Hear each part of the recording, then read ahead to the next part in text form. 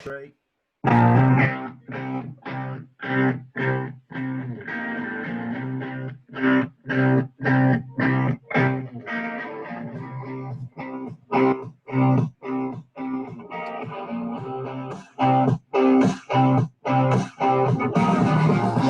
from London, Car-Boyz!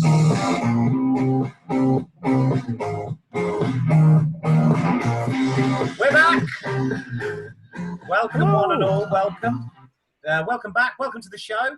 That's all about cars and a bunch of other stuff as well. Hard to believe. But as the Japanese say, we have reached Episodo Isoroku, which literally means episode 56. There's one person in Japan watching going, "Oi!" No. No, there isn't. Episodo Isoroku. Oi! Not that the show is a Japanese theme this week at all. It's more like a German one. So at least we'll be in keeping with the Axis powers. Next week, I'll probably be focusing on fascist Italy. But I digress. Yes, this week, we are all about, I promise you, we're all about the Germans this week. We are. We have a quiz that focuses on the Teutonic nation that's caused a couple of world wars, but makes exceedingly good cars, a bit like Mr. Kipling, but a bit more totalitarian. Yes, this week's quiz is entitled German for Gold, inspired by the TV show Going for Gold, but with less Henry Kelly and, of course, less alcohol. This week, we're going to have the usual favourites, including all the fake news that ain't fit to print in the news. And talking of the genuine article, I'd like to introduce to you to my co-host and Ainsley Harriet lookalike. He is available for children's parties and terrible TV cooking shows. Here's Simon. Do I look like him? Oh, you do! Like you do. Yeah. Red tomato, green pepper. That's me. I've been into many places and they think I'm Ainsley Harriet, but it's not true. Not true. You need to sign a signature at some point. I'll have to learn how to do that. Forge your signature. Anyway, yes, thanks for that, Rich. I am available for bar mitzvahs, celebrity game shows, and after doing the speeches, as we found out last week, there's lots of money in that. Yeah.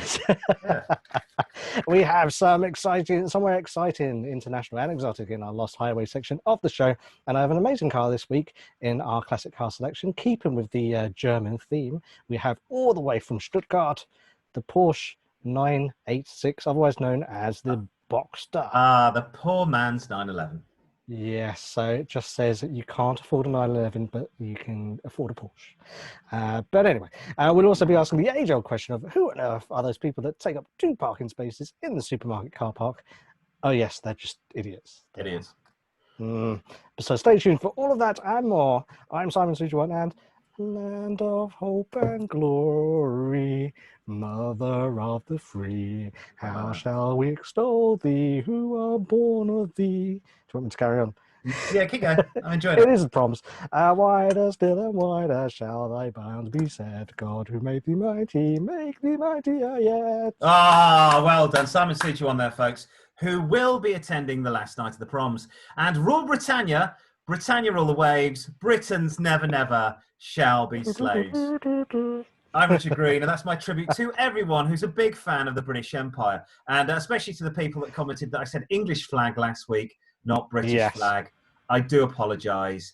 But yeah, when I give a toss what Scotland, Northern Ireland or Wales think, then I'll let you know, because I just don't. And a bit like the same way I don't care what Yorkshire thinks. Yes, welcome to Car-Boyz. We will be at last night of the proms, singing the. Have you so just before I get into my rant, you can.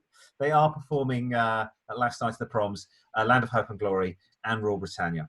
Yes, they're just not singing it, but that doesn't mean the crowd can't sing it, which they will be doing. So nothing changes there then. It's time for my take this week, and it's time for Richard's take. It's when I take a sideways view of the world from my own weird, and I would argue warped perspective. Basically, this section of the show is a totalitarian regime where I reign supreme as the omnipresent overlord of all I survey. bit like a leader in Belarus or something like that. This week, I'm looking at the knotty problem of insurance and, quite frankly, how it's not worth the paper it's written on. Now, of course, we all have motor insurance. Well, most of us do. It would be remiss and, quite frankly, illegal to take to the highway without it. Well, also, as you may or may not have discovered, it's also as useful as a chocolate radiator. Take a recent accident that happened to my wife, stuck in traffic, minding her own business, when an idiot driver managed to not pay attention and rammed into the back of her. Now, thankfully, my wife was not injured. The damage was not too severe, but we may not be able to claim for the damage. Why not, you ask? Well, it was obviously the fault of the idiot behind my wife. It was also a woman. Nothing to do with it, though, just also a woman. Why? I shall tell you. My wife drives an old car. It's a lovely car, a very good car, but a very old car that's over 15 years in age. The insurer of the driver, the other driver, will take away my wife's car and assess it for damage at an appointed garage. But he or she judges that the economical repair of that damage is more than 50 or 60% of the car's valuation, the value of the car, then the car would potentially be a write-off. But it could be a lot less. If this is the case, the insurer will offer to pay my wife out. But this is likely to be less than the valuation of the car. So say the repair costs £700. The car's valuation is only £1,000. That's an automatic write-off. Now, my problem isn't the payout. If a car is mechanically or structurally compromised, then by all means, it should be written off. My problem is that it's mostly cosmetic damage that's happened to my car. Therefore, you're writing a car off that's mechanically sound, but has a scratch on it. In my wife's case, it is a dent that's that long and about that deep on the bumper. Now, to write a perfectly good car off is sinful, and I'm not that I'm an ecological person, but also it's not very environmentally friendly either. So there are many categories in the UK. This doesn't apply to the world, it applies to the UK. Also applies to Scotland, Wales and Northern Ireland, where you get the Union Jack flag. Now, there are many categories of the car being written off in Great Britain. I like saying that. Firstly, A is scrap, your car's buggered. B, it's a break, it's still buggered, it's completely smashed up. S is structurally damaged, but it's repairable. So maybe one of the impact bars has gone, they could repair it, but it's, costs too much. And finally is, which I think they were trying to apply to my wife's car, was N, non-structural damage repairable. So a dent in a door, a dent in a wing. If it's a cheap car, they refuse to pay it. Now, the most contention, of course, is N, which means it's likely to be a cosmetic damage to the car. This is why it's been written off. You'll see the categories S and N when you look for cars in the UK. Now, what's happened here is the car's been written off by the insurer, or the owner has decided to pay for the repair, resell the car, or buy the car back off the insurer. So basically, a garage might charge 700 quid if you use the parts from a breaker's yard. You could fix the car for half that price if you're willing to sort that out yourself. Now, the issue I have with the whole process, I don't believe you're properly insured. I don't care what it costs the insurer, they should bloody well have to pay for it. It's not my problem. I have insurance. We're not claiming on my insurance. We're claiming on the other person's insurance. I didn't cause the accident. Somebody else did. They should be prepared, and the insurance company should be prepared to put my car back to the state it was before the accident.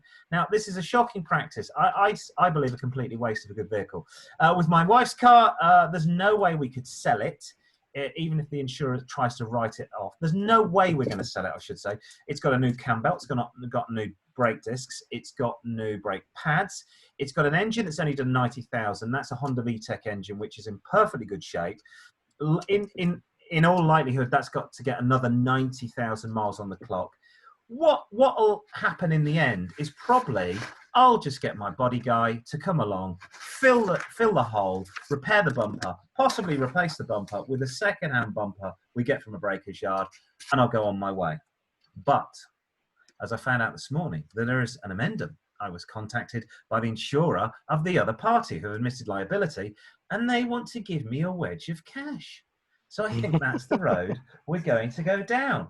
And me and my mechanic are going to try and work out how to fix the car for this wedge of cash, which is nice. It kind of makes you think, why are you paying these premiums for the car insurance then? We have a car. Yes. So we have a car. That car is it's actually worth a lot more because we need to do a feature on this. In the UK, the price of second-hand cars has started to rise. So the car is actually worth about £1,200 second-hand, give or take. I have it insured fully comprehensively. I've got 25 years, no claims. You don't look old enough. I know, I don't look old enough. I started driving when I was 3. So I have a lot of I was one of those that bit the bullet young, started collecting no claims. So I have massive no claims. The insurance is stupidly low. It's £200, fully comp, excellent, 50 quid excess. But what's the point of me getting any of this if every time I have a ding, and it isn't a big ding, it's like this. It's that's the size of the ding. And you can't write a car off because of that. You're like, well, this car's going to go for maybe 2-3 more years. I mean, I might want to sell it tomorrow, but I think with scrap, people are just accepting that insurance companies go, yeah, it's a write-off. The guy told me he thought it was a write-off without looking at the car. He told me it was a write-off over the phone by 2 pictures I'd sent him. Wow.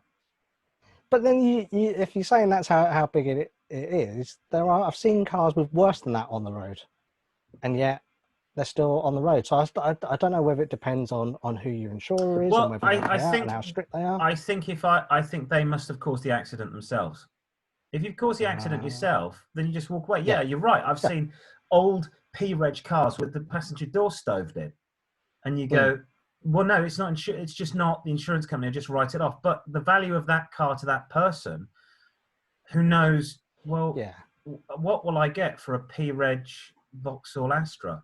300 quid second hand. I can't buy a car for 300 quid. This car still works. I'll just drive around with a ding in the door. Yeah, it's absolutely crazy. So we have a new sponsor. Have I mentioned the new sponsor yet? No, you haven't. New sponsor for the show. The water from Majorca don't taste like what it ought. It's got bubbles in it though. Does it smell of paella? Water. And it tastes of flamenco. Fantastic. Olé! Olé! Don't talk about Spain. I was supposed to go there this year. It didn't happen because of bloody COVID. Should we have some news? Did you? You went to Spain? Yeah, for a weekend in February. Yeah, but that was before COVID. Yeah, I know. Different times. Where did you go? Barcelona? Barcelona. Did you come of your own accord? Take your wife? Should we have some news? Let's have some news. Hang on, stand by. Here we go. Oh, yes.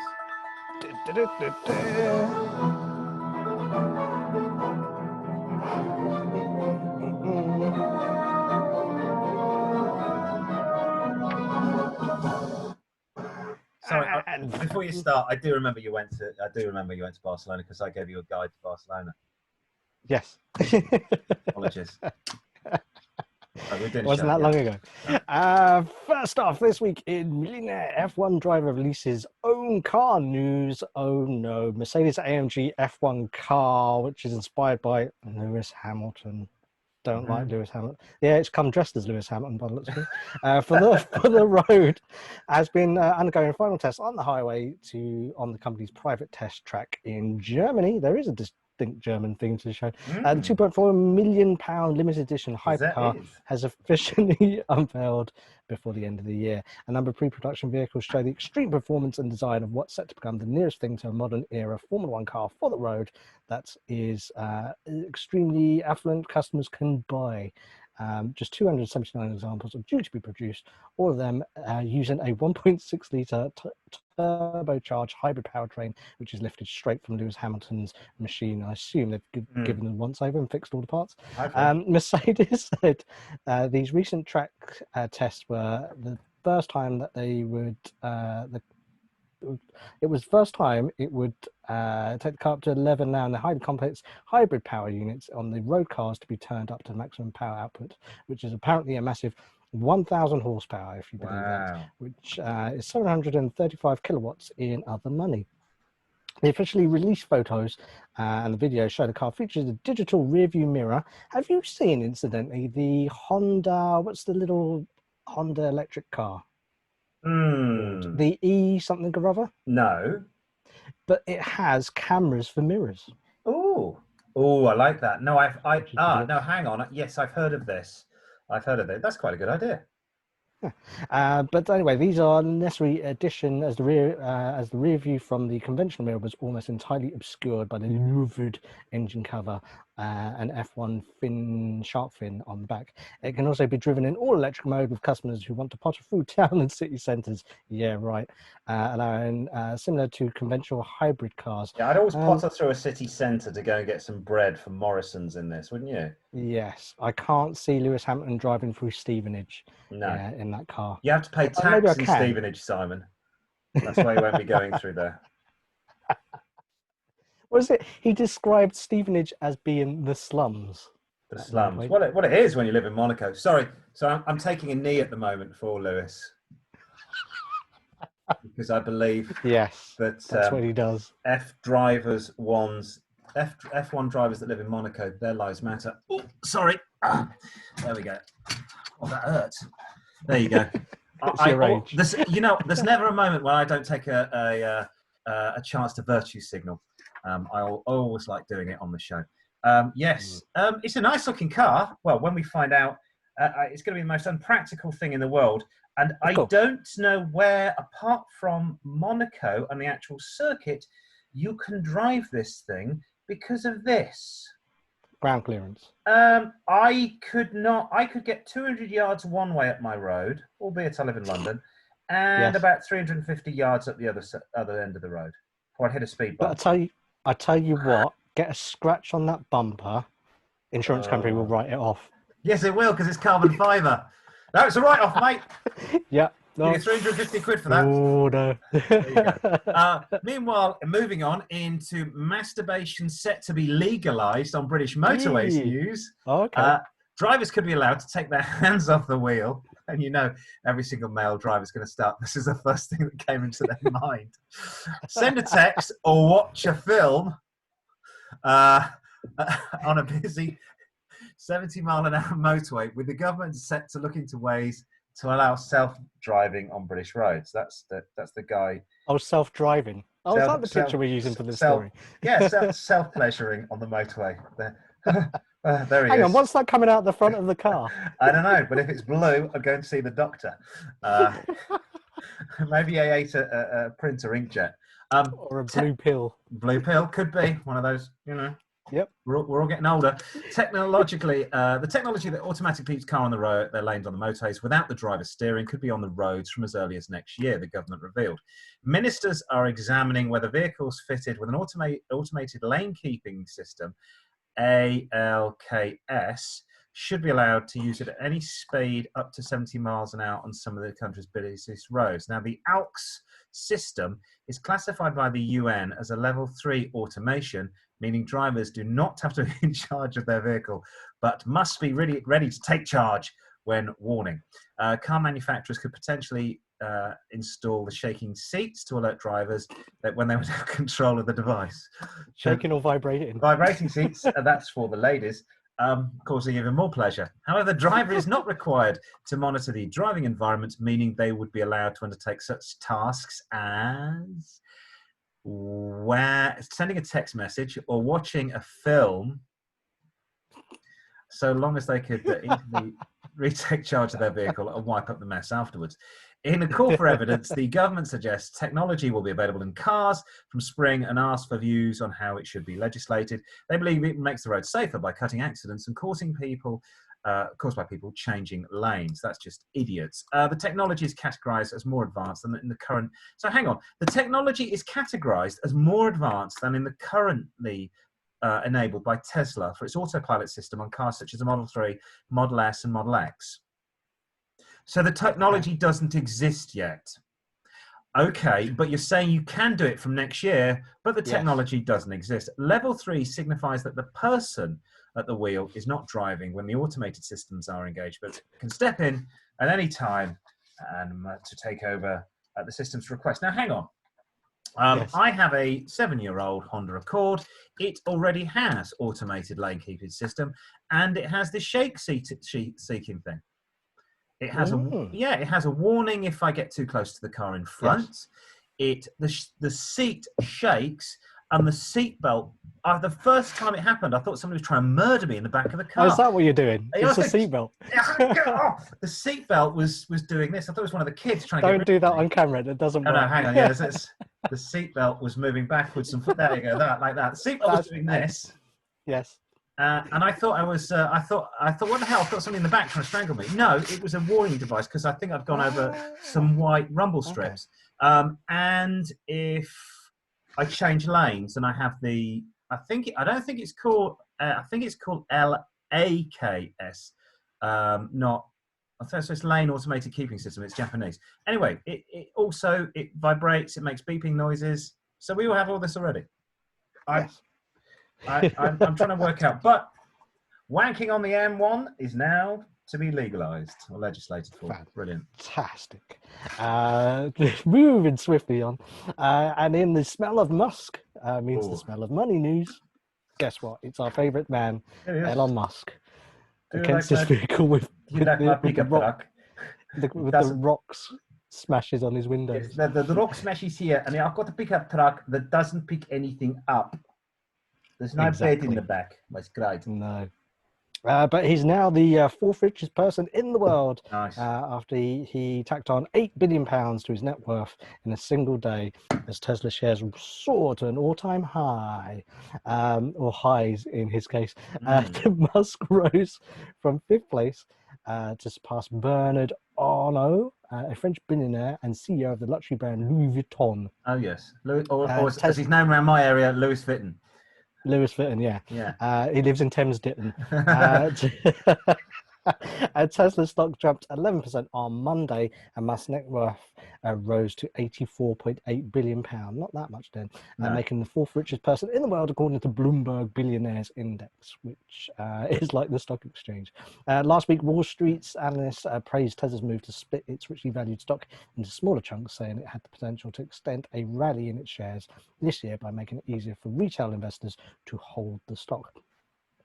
Shares in the electric car maker rose more than 6% in early trading. The stock, which traded around $1,467 before the bell, bing, on Wednesday, is among the highest priced on Wall Street.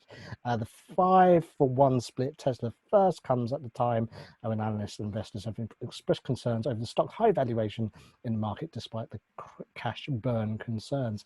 That's probably the reason why they split it up. Elon is now worth almost $85 billion.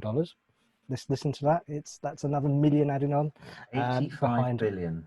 Yes, behind Mark Zuckerberg of Facebook, 99 billion on $99 billion. Bill Gates with 121 billion, and Amazon's man Jeff Bezos on $188 billion. Not one of these people made their money without some shady goings on. I tell you that for free. Yes.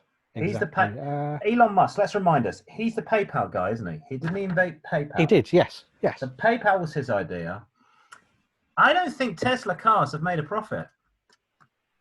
I don't think they have. The share price is a little bit, having worked in news and continuing to work in news, following the events recently, what's happened is, because all the companies are threatening to fire people, share prices have gone up. So the stock market's been very successful, certainly in New York. And we've done amazing results. Well, why? We've had this COVID thing going on. Well, because we're sacking people and we're closing stores.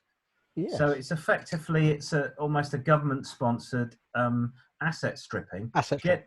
Just getting rid of the dead wood. So he's got a sexy name. It's making, he hasn't got a sexy name, he's got a bizarre name. But Tesla is a sexy name. Elon isn't. Yes. If he went to my comprehensive, he would have got beaten up. It does look like something I designed in art class for my GCSEs. Yes, something in maths with using a protractor by the looks of things in a set square. Don't you have any round edges? Now, all I have is a ruler, maybe round for the wheels, but everything else. But I love that if you look at the wheels, even the wheels are almost angular. Oh, yes! They are, look at that! These are hexagon. 1, 2, 3, 4, 5, 6, 7. What's the 7? No, septagon. Septagon. 1, 2, 3, 4, 5, 6, 7. Septagon. Yes. Yay! There you go. There you go. Show that's also educational. Well, for the presenters, if not least for the viewers. Right, finally, in Cockneys and Taffy's clean up with traffic fines news, London and Cardiff pocketed a combined 58.2 million from drivers who were found committing motoring offences in a year. A new report by the RAC has found that more than half of the fines, almost 32 million, were from yellow box junction infringements in the financial year 2018-2019, which continued to prove lucrative for authorities across the capitals. One of these junctions, I don't think this is the one, but it's similar to this. If you're American, I know where that one is. Is that North Circular? It is. It's the junction at Palmer's Green. It is, isn't it?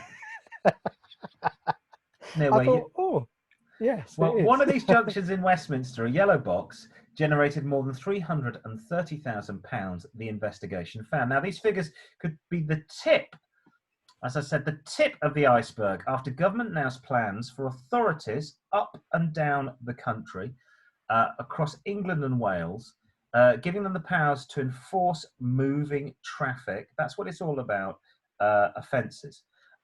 Which will ultimately result in millions more drivers facing penalties for minor offences, such as accidentally straying into the yellow box. Moving traffic offences also include motorists caught making an illegal turn or driving down a no-entry road. The enforcement of these in the two cities increased by 25% compared to 2 years earlier. So here we go.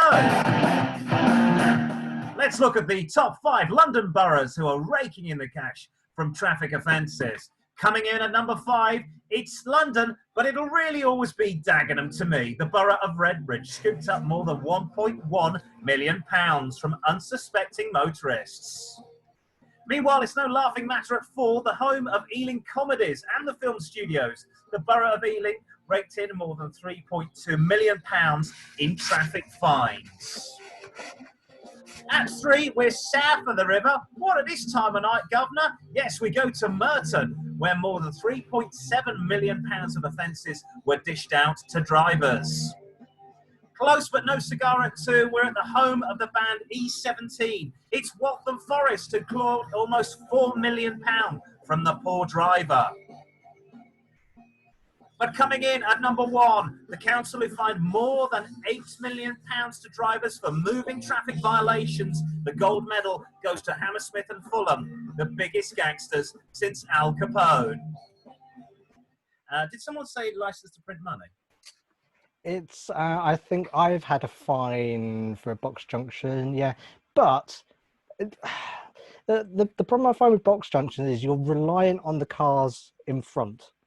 Because if they don't use their head and don't drive correctly, you get stuck. Yes.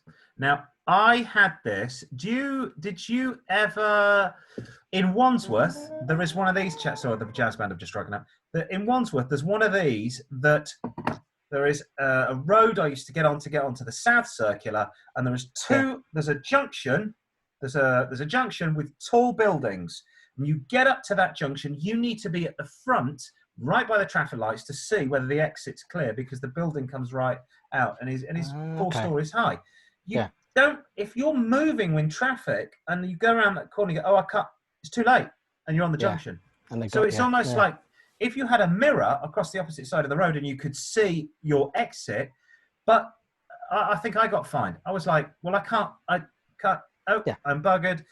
If they introduce this to the rest of the UK, these things are disgusting. Oh, and I had one the other day.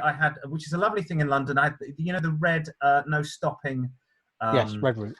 I had a red route on one of these boxes, and if I'd have been in the wife's car, which is smaller, my back wheel was on there. Right. I'd gone in the box, come out the box. No, not enough room to exit. My back wheel was sat on the red line, and it was like automatic 60 quid fine. Ooh. Which I don't complain about. There's nothing you can do. They have you by the short and curlies. I would say, I said Wales and London. Wales comes in at number 10. It is 9 London boroughs and then Cardiff. It's madness. It is. They're just, London doesn't like the motorists. They don't want you here. A bit buggered at the moment because nobody's using the public transport. Exactly. Shall we do classic car selection? Yes, let's go for it. Bring the jazz band in. Come on. Oh, here they are.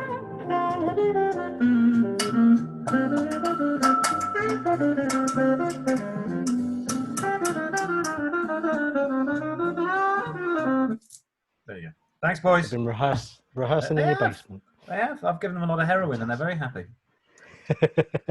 Now, the classic car selection, for those of you who are new to this, classic car selection is the car that doesn't necessarily ask you for tens of thousands of pounds to buy, but the cars are often overlooked and you won't find overpriced Ferraris here. However, this is a cautionary tale of buyer beware this week, where it's not necessarily the purchase price is cheap, but to repair them may be a total money pit. The car this week is the Porsche Boxster, which was numbered 986, and it was born out of the troubled period in modern Porsche history. With the Boxster was, though, an instant hit with the press and public alike in its introduction in 1997. It was the first clean sheet design that you probably would never have known for Porsche in 20 years. Since the Porsche 928, and it was a two-seater roadster. Not just that, the engine was also brand new. It was a water-cooled, horizontally opposed Boxer engine, 6-cylinder behind the cockpit. Plus, it was also a roadster. So therefore, you put Boxster and roadster together, and you get Cockster. Yes, it's probably the people that are driving them. When it debuted in 1996, the Porsche Boxster was viewed by some as just another retro roadster like the BMW Z3, the Mercedes SLK, which we'll talk about later on, both which were recently launched, and also the less expensive Mazda MX-5, which was in its 7th incarnation. The contemporaries, though, were all classic front-engine, rear-drive open sports cars, and thus the Porsche was more interesting being mid-engined. But they appealed nonetheless, suggesting that the Boxster's success stemmed as much for its high style and low price, not to mention the badge from Stuttgart on the bonnet. Yeah. The original Boxster had a 2.5-litre flat-six engine, which means the pistons were horizontally opposed, but it did produce a measly 201 bhp, but had a window price of also $40,000. As we spoke earlier on the show, if anything significant goes wrong, such as a gearbox, the car will effectively be a write-off. And you can easily spend more than £5,000 getting it fixed. Same can also be true of the more desirable 2.7-litre 228 bhp cars, which arrive in 2000, or even the much faster 3.2-litre 249 bhp Boxster S of the same era. But with anything, there are risks. Just decide on what trim level you want. Running costs for basic parts are reasonable, such as brakes, which there are plenty of third-party suppliers who offer good quality parts at a fraction of official Porsche prices. Servicing costs for a Boxster should be relatively affordable. A minor service is around £250, with an intermediate service at around £350, and a major one setting you back £600. Although the later S models are the enthusiast choice, the 2.7-litre is cheaper to run and had a 5-speed gearbox and was less troublesome than the 6-speeder in the S model. It's important to check for wear on the fabric hood, and it's worth remembering that until 2002, which is scandalous, the Boxster had a plastic rear window. So you pay all that money and you get a plastic rear window. If you wanted to replace it, a convertible specialist will charge you £480 for the job. What to look for? Well, the engine is the biggest weak spot of these early Boxsters, just like the 911 of the same era. The bearing on the rear of the intermediate shaft, matron, which transfers drive from the crankshaft to the camshaft, can fail. Fixing it requires an engine rebuild, so the car could effectively be classed as scrapped or a write-off should the problem arise. The crack in cylinder head problems, which also affected the 911 of this era, are pretty much the same in this car, especially on this smaller engine Boxster, and these are not unheard of. The entry-level price, you really get what you pay for. There were lots built, and they don't necessarily appeal to everybody, which helps keeps the prices low. But that also means that they can be a good option if you just want to enjoy driving and not to worry about the car being an investment. So how much would you pay for one of these Porsches? Well, early 97 P-plate cars are going for as little as £3,000. I saw one today, which was 2,995. Ooh. But we recommend this one. It is a 3.2 litre S with a mere 44,000 miles Ooh, on the clock okay.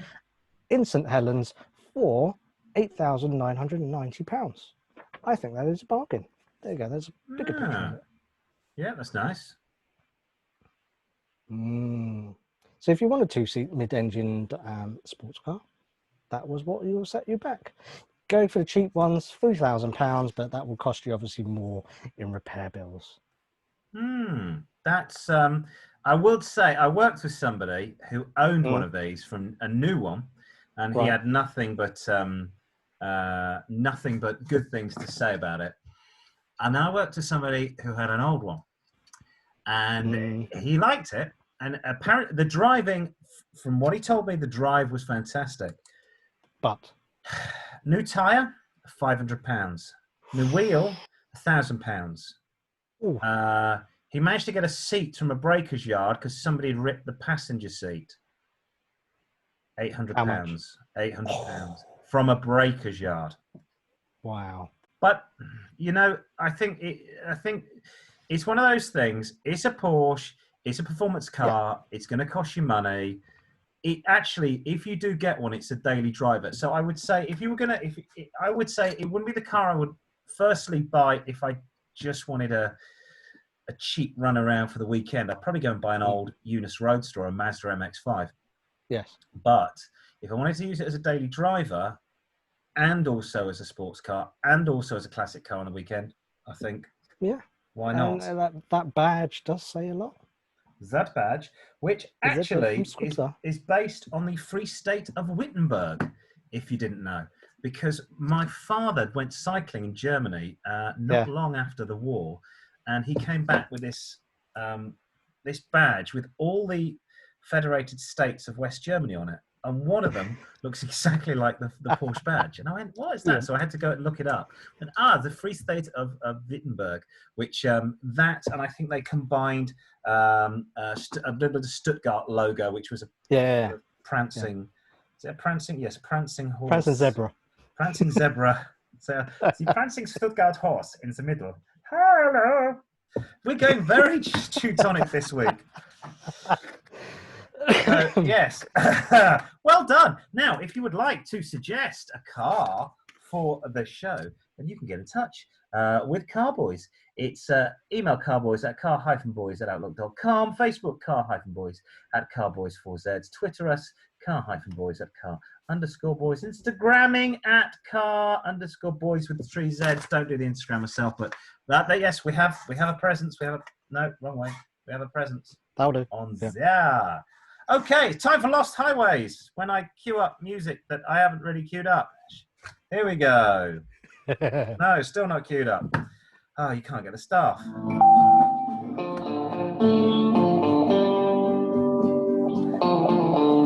Red tomato or green pepper. Yep, it's time now for our feature where listeners email in and give us their favourite roads and the reason they love them. Could be a quiet coastal road that leads down to the sea. Alternatively, it could be a straight 2-lane blacktop that leads to infinity and beyond. Isn't that?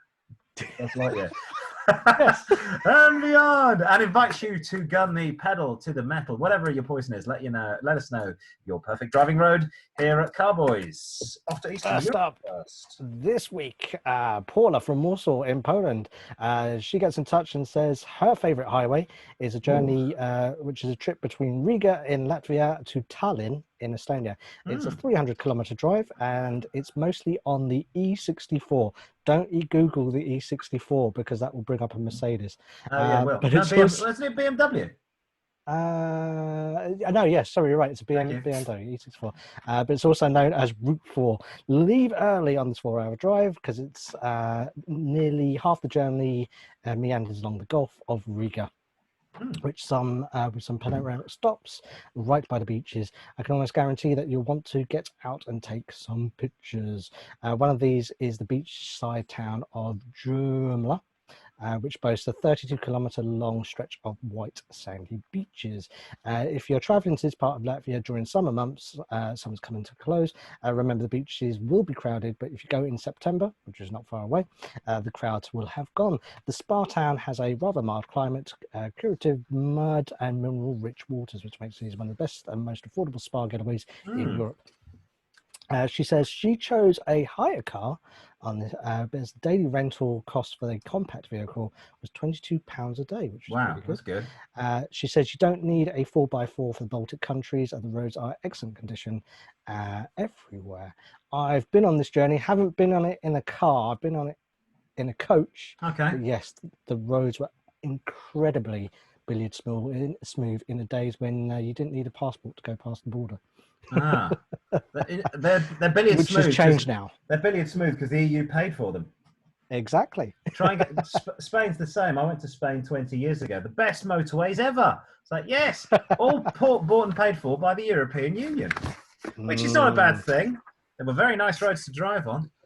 That sounds fantastic. My father's girlfriend is, her parents are Polish, and she always recommends the Baltic. Always recommends that. She said the Baltic in the summer, you wouldn't have thought that it was a particularly nice road, but a nicer, sea, I should say, nice road, nice sea to go into. But she said the sea's fine. It's a bit brown, it's a bit murky, but she said very, very warm in the summer. So she would always recommend going to, there's a couple of really nice seaside towns near Gdansk, the old shipbuilding industry. So I'm gonna have to check out. I may even check out that highway. Finally, in our other highway inbox this week, Yosemite Sam says, "You boys would love the open road here in Pennsylvania." I was going to say Yosemite Sam, or as Donald Trump called him recently, Yosemite Sam.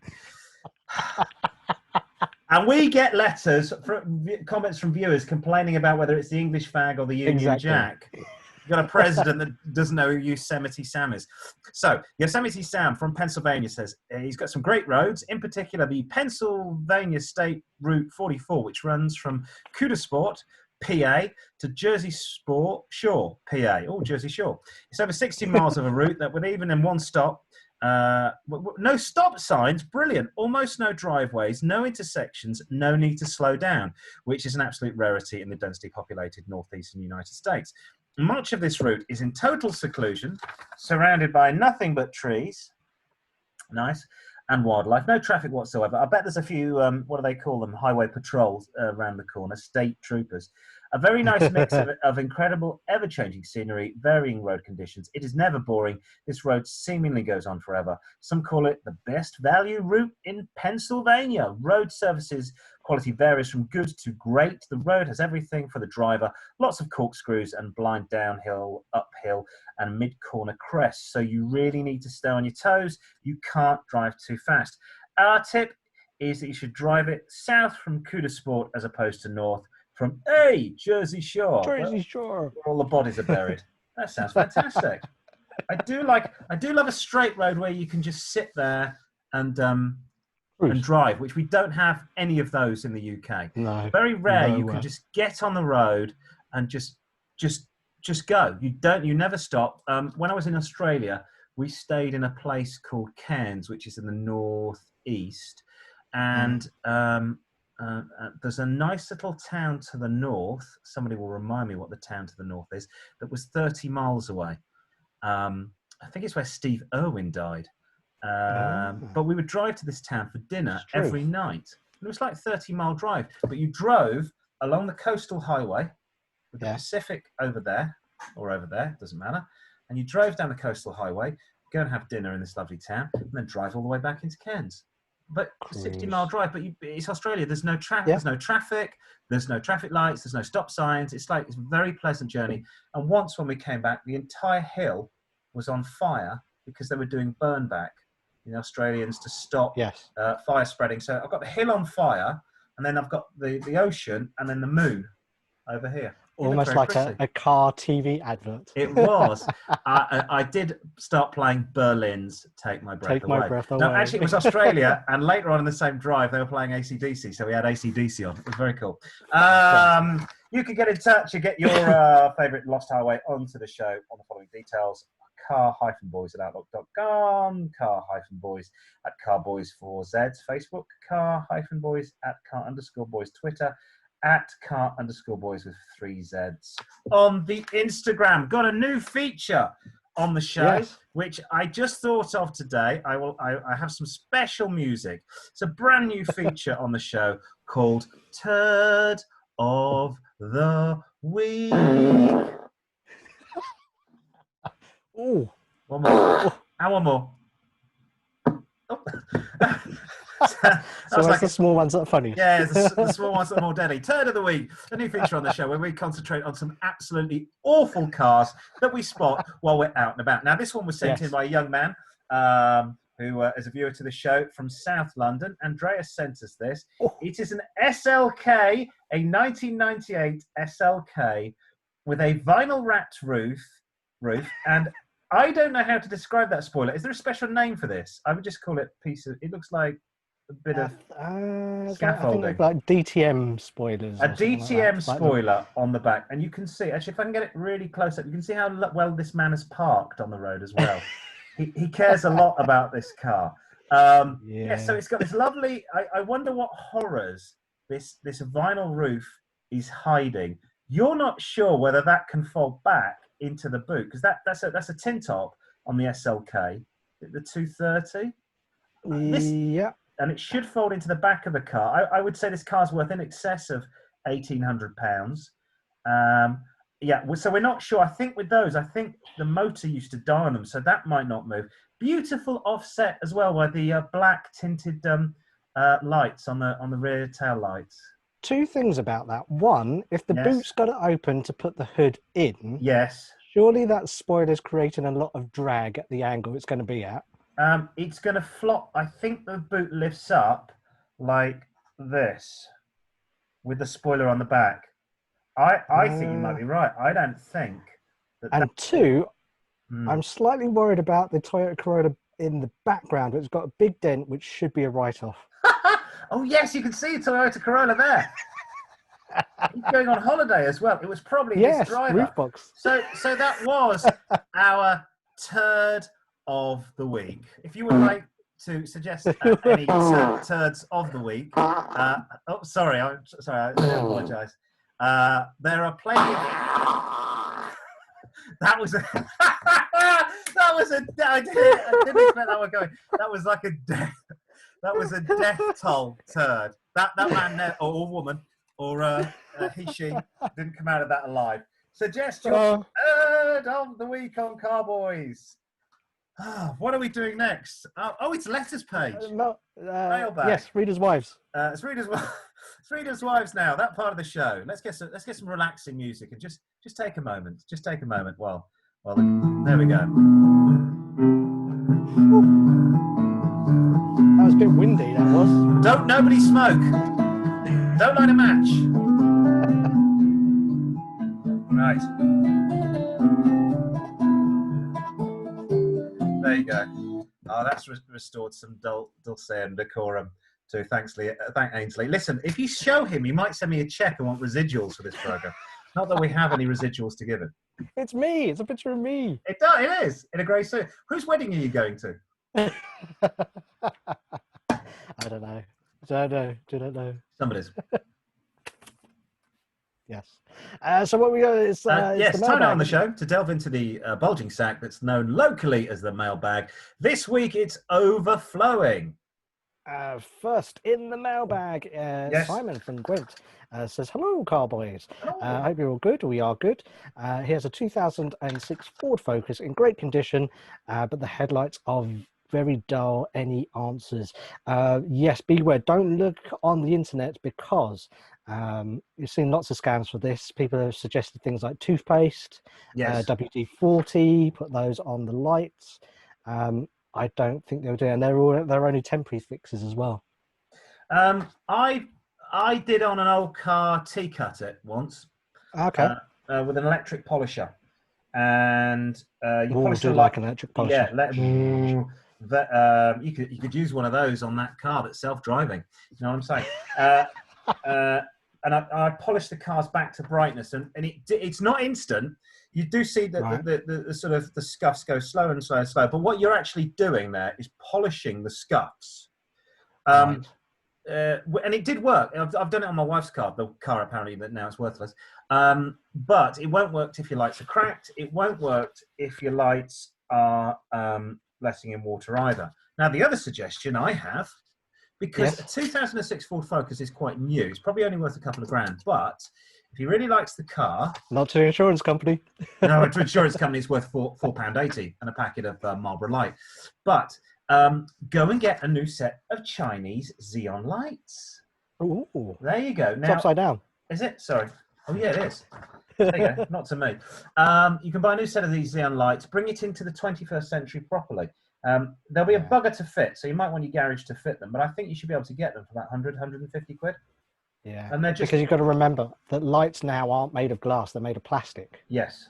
That's why they're dulling up. The ones on my wife's car did look like that. I don't think this is actually... No, this isn't... I think this might be a Honda, actually. It's a Accord, isn't it? Yeah, I think it's a Honda Accord. But they're very, very dull. But yeah, go and get yourself a new set. It's not worth... And also, it will give your car a fresher look. It will look like a newer car. And I don't like driving with the old headlights, which... Are they halogen? Were they halogen? Yes. No. Halogen on my wife's car. And it's not as nice as driving nice, fat xenon lights on my car. So that'd be a suggestion. Got two. Anthea in Newcastle says, "How are you, lads?" Just like that. Yeah, she's transitioning. Oh, we lads. So just gonna have a shave. She's just brought a 2014 Honda Jazz. Oh no, hang on, no. Anthea. Okay, might be because I've got Anthea in Newcastle. Says hello, lads. He's just bought. Maybe it's Andrew, or maybe it is Anthea. Let's just continue. And like a swan swimming across water, calmly, with our legs serenely swimming, our legs furiously pumping. Avoid any mistakes, which will get us struck off and me too'd. So Anthea in Newcastle says, hello, lads. He's just bought a 2014 Honda Jazz for his wife. Moving on. Lovely car, in good nick, no spare wheel, just a can of tyre weld, an electric pump. Honda want more than £2,000 for a space saver. Is there a cheaper way? Simon, any thoughts? Just buy a complete wheel and keep it at home. It's probably the best thing to do. I would say you don't need to do that. If you look in the Honda Jazz, I don't know about the 2014 ones. This may have changed. The early Honda Jazzes. Oh, so actually it hasn't. My mother's got a 2013. So she had the same thing. In the boot, where the wheel well is, to make it cheaper, is a load of polystyrene, a really crap kit, what's it, a toolkit, awful toolkit, an inflator, crap inflator, one that you'd use for a pull that plugs into your cigarette lighter, and a can of tyre weld.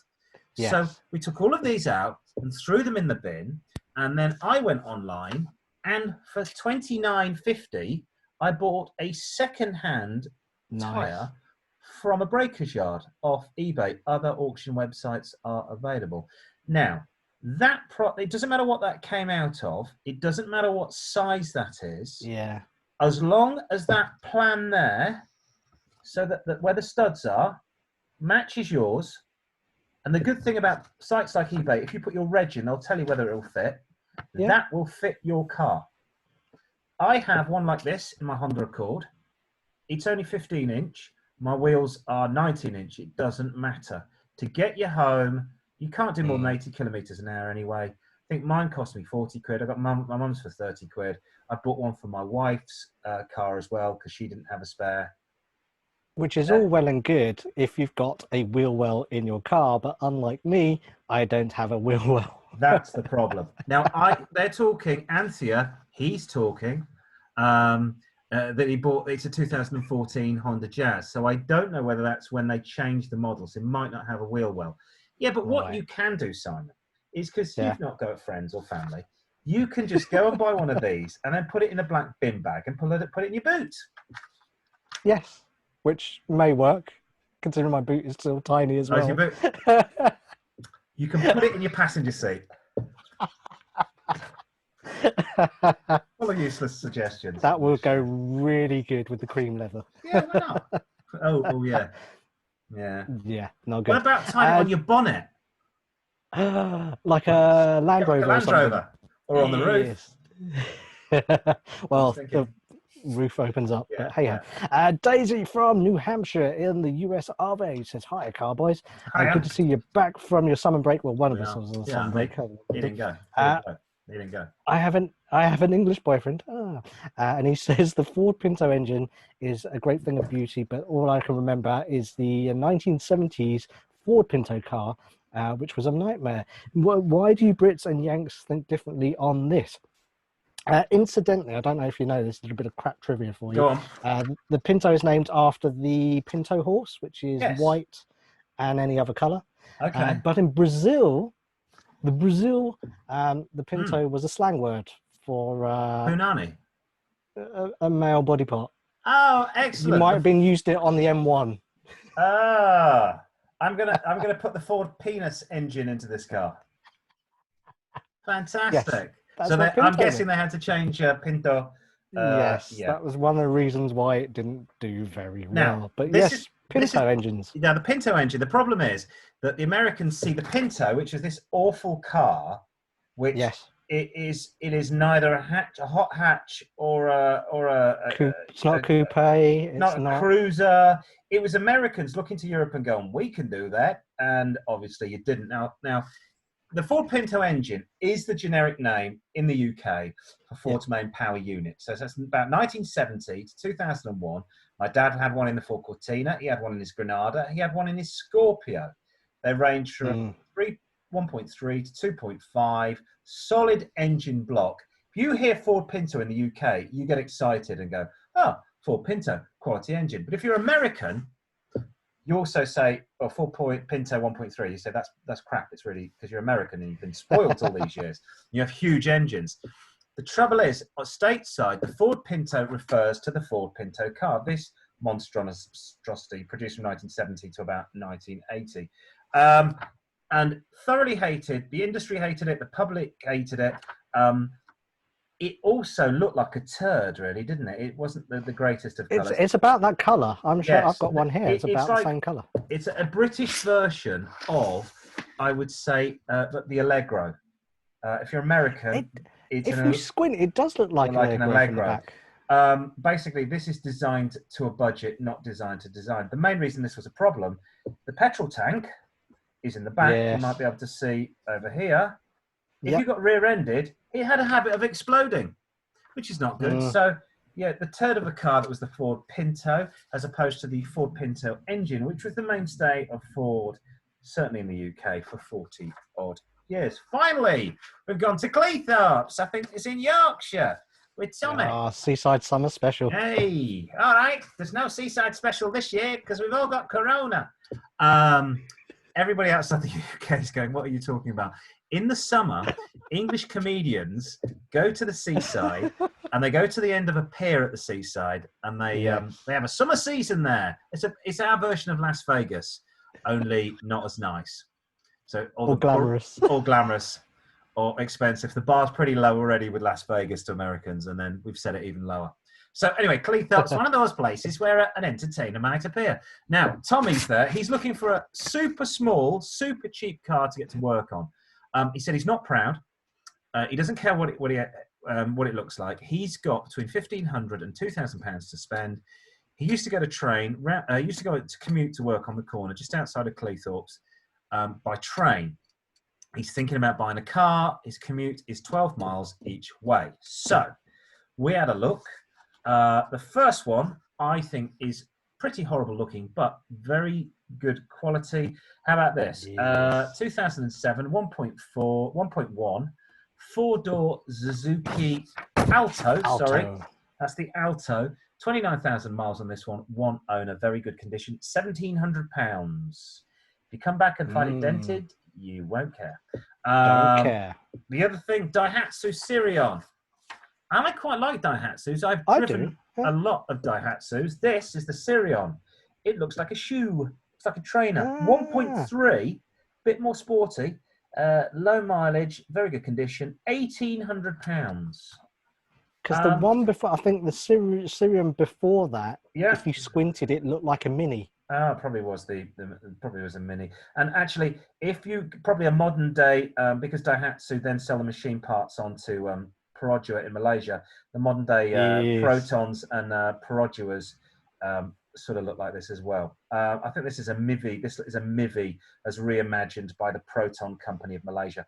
But that is a good quality car. It's a Daihatsu. It's Japanese. That Suzuki will keep going. You'll get a couple of years out of both of these cars with no problems. As long as you look after them, keep them serviced. And they're sort of cars that you're going to buy off old ladies. It's an old lady car. You know, it's 1.3, 1.1. That's the job. Always look for like Church of England sticker in the back of the car. National Trust sticker in the front. That person has not ragged that car.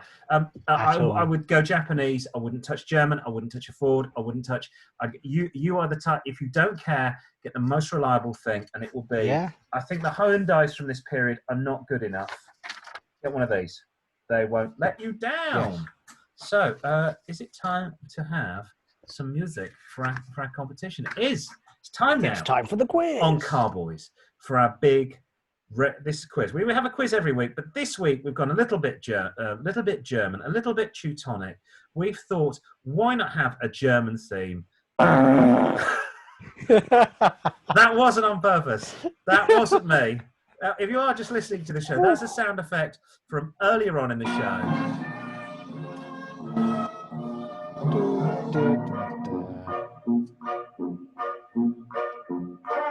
Yeah, time now on the show for our regular quiz. This is when I invite a guest onto the show. We ask him some automotive questions. It's a chance for you at home to test your automotive knowledge. This week, I'll be donning my helmet with a spike on top and losing my sense of humour as we take a Teutonic turn with this week's quiz, German for Gold. A bit like the TV series Going for Gold, but with more German-related questions. Nice. We have questions for you to answer, Simon. Germans, we all love them. Well, apart from that period between 1939 and 1945, when they went on a very successful European tour. Apart from that, we do love them. One of the main reasons we love them is their ability to make great, reliable, sporty, and, of course, good-looking cars. So this week's motoring quiz will centre around Fritz and his ability to make some great motors. We've got a lucky contestant here. He's come all the way from Edmonton in North London. He's a young man. He's hoping to win big. His name's Simon. How are you, Simon? I'm looking forward to this. I'm really good. Super. Smashing. Great. Now, prize up for grabs this week is a London bus. Not a ticket, but the whole bus. As we reckon they'll be selling them off soon for pennies because nobody's driving them. So nobody's getting on them, I should say. Nobody's driving them either. So without further ado, let's get started on our quiz going for, or German, I should say, for gold. German for gold. What was the original engine size of the Mark I Golf? Was it 1.2, 1.6, or 1.8 litres? Ooh, that's an interesting question. I'm going to guess at small car. I would say probably 1.6. Believe it or not, first released in 1976, this was a 1.8. Yeah. Really? Yes. Wow. You were right. I would have gone for 1.6. So far, no points. Nil point, as Henry Kelly would say on the old Going for Gold there. So we would. Number 2, what's the fastest SUV around the Nürburgring? The fastest SUV. Is it A, Mercedes AMG GLC 63S, the Porsche Cayenne Turbo, the BMW X5, or the VW Touareg V10 TDI? Oh, I'm going to take a guess on this one because I don't know. But I think it could be the Ken Livingstone one, the first one, the GLC. It was the Greater London Council Mercedes AMG. Yes. Now the Marriott Hotel in South London. No, yes, the Mercedes AMG. Yeah. It's a very good restaurant there, by the way. If you ever do go to the old GLC building, I had dinner in the library. Nice. Many years ago. What books did you eat? It's quite interesting. They haven't changed the library at all. You have dinner between books. It's still part of the Marriott Hotel. It's very cool. Bookends. Bookends, yes. And you've got a beautiful view. This is turning into a travel show. You get a beautiful view of the Houses of Parliament as well. So there you go. Right, moving on. Let's get back to what we do. Judith Chalmers. I used to know when she was white. Question 3. When was the Audi TT first put on sale? When was the Audi TT? If you've forgotten what it looks like, it looks like that. And it's driven by many hairdressers. Yes. When was the Audi TT first put on sale? Was it 1996? Was it 1998? Was it 1999? Or was it 2002? 90. I think I probably would have still been in. Been A level year. I would say 96. Go a little bit high. It's 8. Yay! It was 98. Now, the reason this might confuse you. I saw the demo for this car, which looked more like the one at the front at the Geneva Motor Show in 1996. It was slightly longer, much more sporty. It was the prototype, and it was. I do vividly remember that the stitching around the headrest was like an American baseball, like giant stitches. Fantastic. It was really cool. I looked at this thing and go, this is going to be big. And subsequently, I was right. Unfortunately, they put it on the golf platform, and every hairdresser in the UK bought one. Yeah. So we're going to give you that. We're going to give you that one. Moving on to question 4. How much horsepower does... Now, you should know this. Last year, we went on tour to Berlin for a lads' weekend, and we drove a German Trabant. I think you can check that out on the Facebook page and also on the website. We're on there. Now, the East German Trabant produced from, I think, the 1960s through to the 1990s.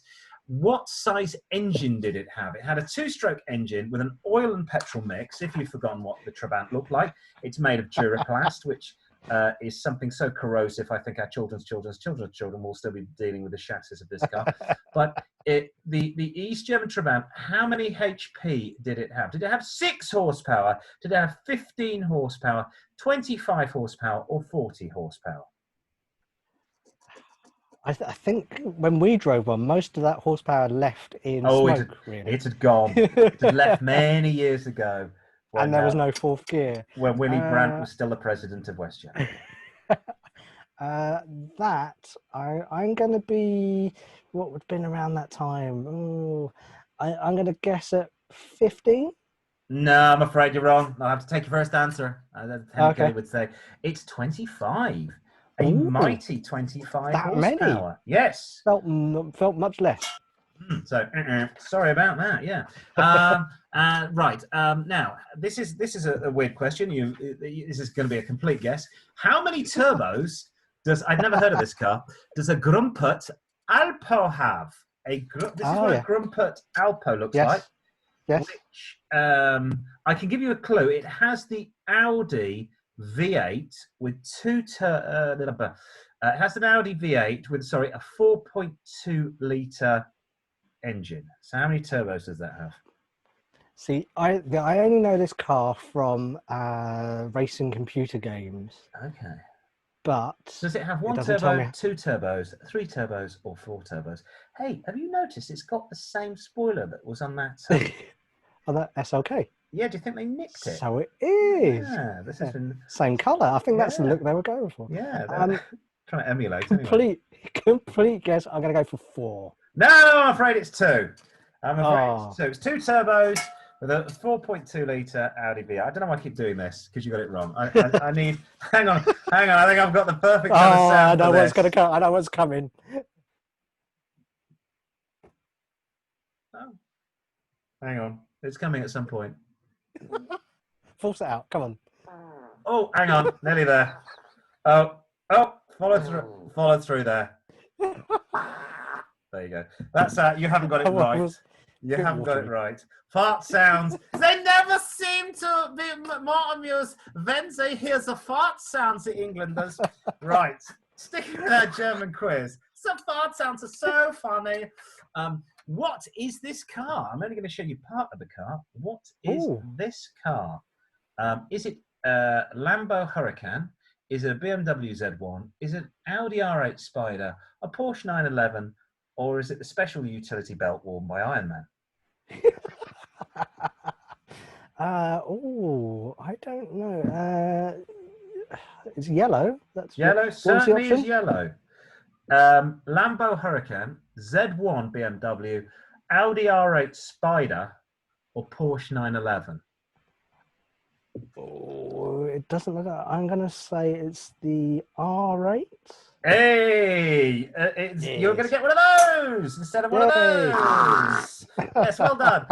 It was the Audi R8 Spider. Now, the reason I thought you might get confused is because the Lambo Huracan is virtually the same car, isn't it? Pretty much so, yeah. The R8 Spider is one that's put together by Germans as opposed to Italians. And as much as I love the Italians, I prefer they made the love and prepared the food and didn't make the cars. So there we go. So how was it? 6 so far. No, 5 so far. 5 so far out of 6. Now, which company made? Hang on a second. Okay, no, we've got slightly confused here. Oh yes, sorry, I had to show you. That was the final thing of the car. I was getting confused there. So that's what it looked like, and it was obviously the Spider. The Spider version of said car. Now, which company made this car? Which German company made this car? Was it Opel? Was it Mercedes? Was it BMW? Or was it Porsche or Porsche? Oh, I've never seen that. No, I could even show you the badge. Yeah, which is looks like an upside down Mitsubishi. This is probably like something completely from left field, so yes, I'm going to take a guess at Porsche. Oh, I have to do that. This is Porsche's C88 concept that was a foray into the Chinese market in the 1990s. C88. If you look carefully, it looks like it says the word egg. It does look like it says the word egg. Yes, you're not wrong. And that's what I think of that car. Yeah. Thank you. Oh, sorry. Once I've started, I can't finish. Right. Okay. Where are we? So which of these car manufacturers, this quiz is going on for a while. You got that one right. So we're 6. Which of these German car companies is the oldest? Which of these is the oldest? Here's an old car. This is probably the one. Yes, this is definitely a write-off if I hit this.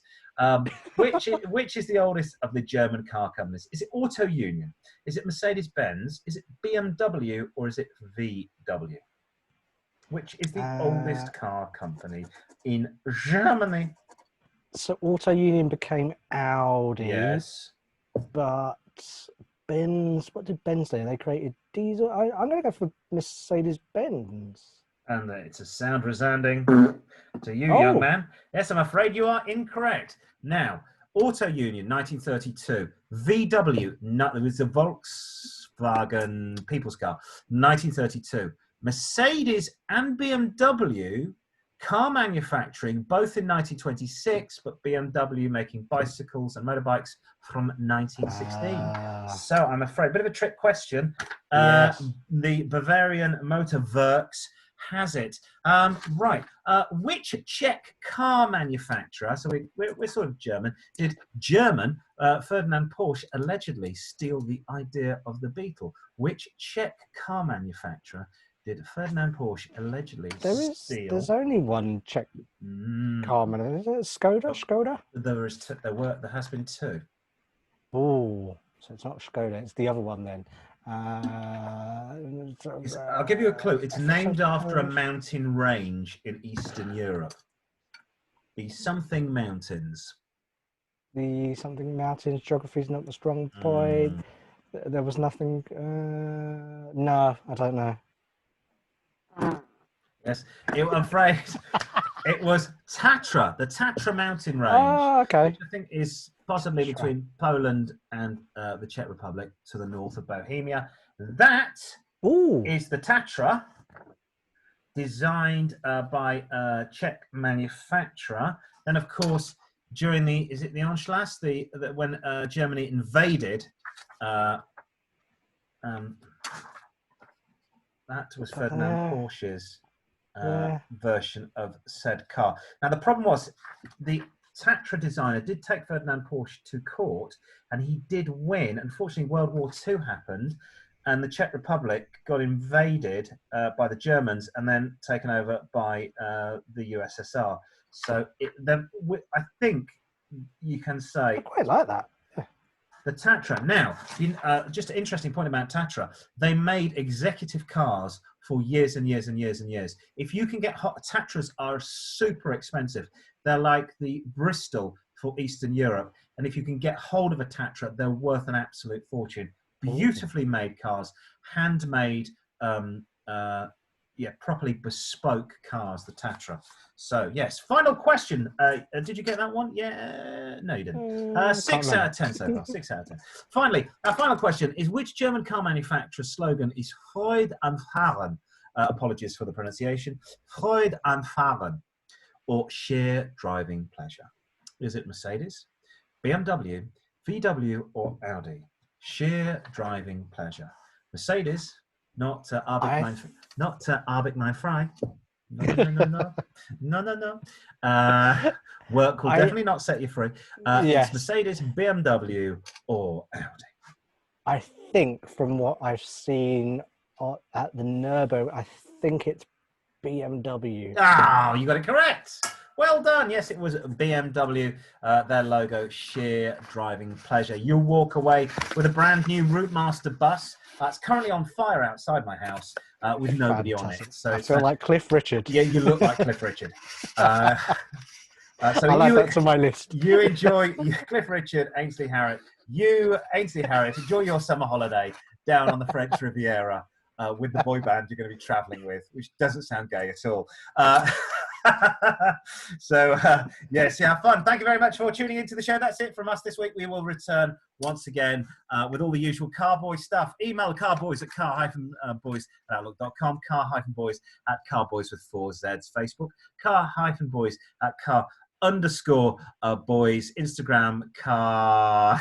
There he is, Simon, and his brother, car_boys, boys with 3 Zs. That is it from the show. Thank you very much for tuning in. We're hopefully back next week if COVID doesn't get us. And as we like to say, get lost and get alive. Bye-bye.